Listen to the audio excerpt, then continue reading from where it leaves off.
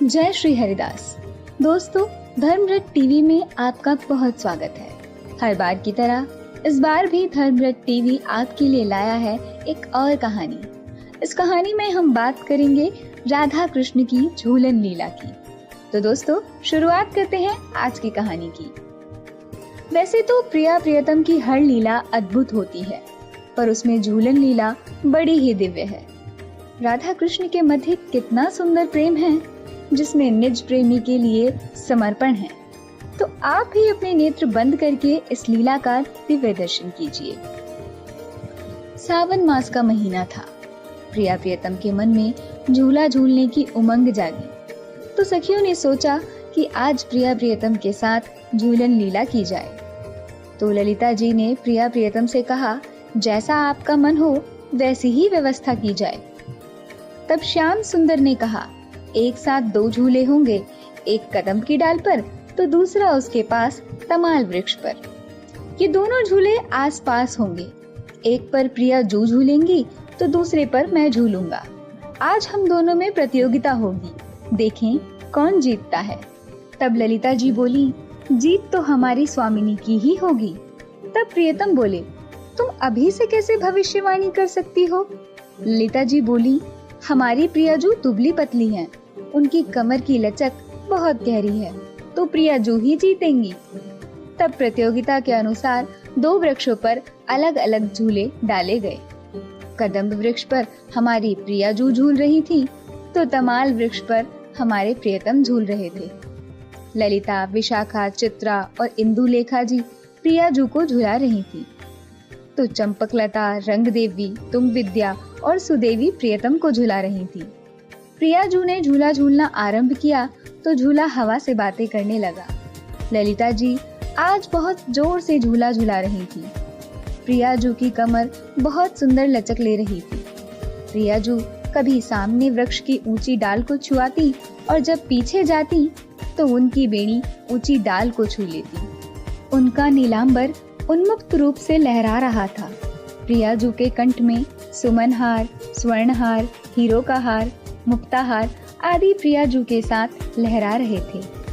जब प्रियाजू सामने की ओर जाती तो ये प्रियाजू के हृदय से लग जाते। हारों के चिपकने और झूले की शोभा का अनुभव सुंदर था। प्रियाजू के कुंडल भी लहरा रहे थे, उनकी शोभा अद्भुत सुंदर सी थी। प्रियाजू के नुपुर झूले के साथ मधुर नृत्य कर रहे थे, मानो जैसे सरगम बज रही हो। अनुपम शोभा प्रियाजू के झूलने की थी। तब तुंग विद्या जी ने कहा, प्रियतम तुम क्यों नहीं झूलते? हम तुम्हें झुला देंगे, विश्वास करो तुम्हारी झूलन में विजय होगी। प्रियतम धीमे धीमे झूल रहे थे। वो 4 पग आगे आते तो 4 पग पीछे जाते। तुंग विद्या जी ने कहा, प्रियतम ऐसे तो आप हार जाओगे।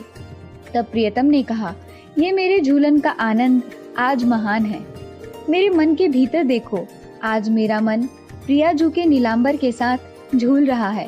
मैं प्रियाजू की बेड़ी के साथ झूल रहा हूँ।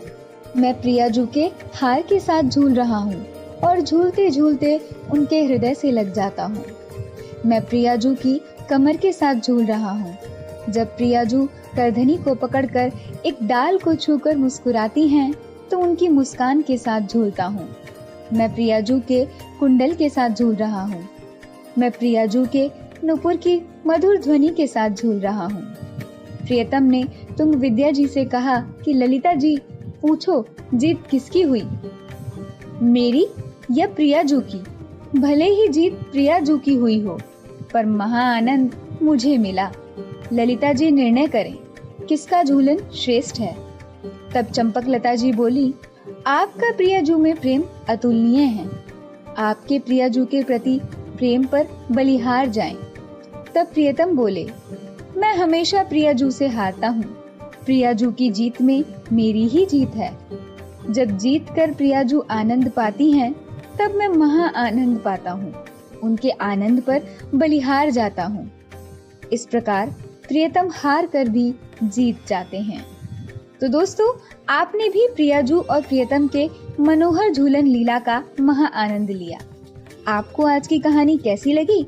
आप हमें कमेंट बॉक्स में जरूर बताएं। साथ ही हमारे फेसबुक पेज धर्मरथ टीवी को फॉलो करना न भूलें। साथ ही हमारे यूट्यूब चैनल धर्मरथ टीवी को सब्सक्राइब करें। टीम धर्मरथ।